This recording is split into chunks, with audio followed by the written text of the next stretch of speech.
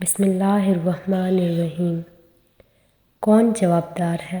شہر بنگلور کا ایک دردناک واقعہ، جہاں ایک خوشحال گھرانہ بسا کرتا تھا، جس میں میاں بیوی اور ان کے 2 بچے، ایک لڑکی اور ایک لڑکا رہتے تھے۔ ابتداً گھر کے حالات خوشگوار تھے۔ شوہر اپنی بیوی بچوں کا پورا حق ادا کرتا تھا۔ گھر میں کسی قسم کی کوئی رکاوٹ نہیں تھی۔ روزانہ شوہر کام پر نکل جاتا اور شام تک گھر والوں کے لیے ڈھیر ساری چیزیں لے آتا۔ وقتاً فوقتاً گھر والوں کو گھمانے بھی لے جاتا۔ پھر اچانک تقدیر کے فیصلے سے شوہر کا انتقال ہو گیا۔ بچے بہت چھوٹے تھے۔ اب ان کی ماں نے پرورش کا ذمہ اٹھایا۔ روزانہ صبح و شام گھر گھر جا کر برتن مانجتی اور انہیں پیسوں سے گزارا کرتی، لیکن ان پیسوں سے اب بڑے گھر کا کرایہ، بچوں کے مہنگے اسکول کی فیس ادا نہیں ہو پاتی۔ پھر کیا تھا، مجبوراً اسے گھر چھوڑ کر ایک جھونپڑی کو آشیانہ بنانا پڑتا۔ اب بچے اسکول نہیں جاتے، وہ بھی اپنی ماں کے ہمراہ ذلت سہنے نکل جاتے۔ اس دوران اس عورت نے اپنے سارے رشتہ داروں سے مدد کی بھیک مانگی، مگر ان میں سے بعض جو مالدار تھے یوں کہنے لگے، ہم اپنی زکوٰۃ مدرسے میں دے چکے، ابھی ہم مدد نہیں کر سکتے۔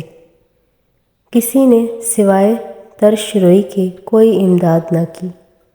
ایسے ہی زندگی گزرتی رہی۔ پھر ایک دن وہ حسب معمول کام پر چلی گئی۔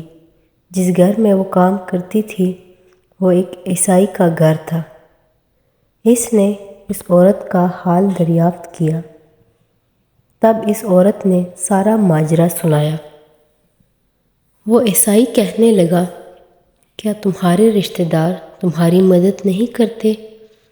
کیا تمہاری قوم والے تم سے حال پوچھتے نہیں؟ اس عورت نے آنکھوں کے اشکوں سے جواب دیا، اس عیسائی نے اپنے بڑے گھر میں نوکروں کے کمرے میں انہیں ٹھہرایا اور کہا، اب فکر کی کوئی بات نہیں، میں تمہارا اور تمہارے بچوں کا سارا خرچ برداشت کروں گا، میں تمہیں اپنے مذہب میں آنے پر مجبور بھی نہیں کروں گا۔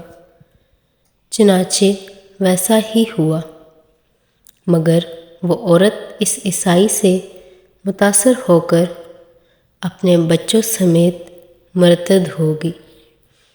آج اسی کا بیٹا گرجا گھر کا پادری ہے۔ اب اس عورت کے پاس کوئی مسلمان سمجھانے کے لیے جاتا ہے تو وہ آگ بگولا ہو جاتی ہے۔ گویا ساری مسلمان قوم ہی اس کی قصوروار ہو۔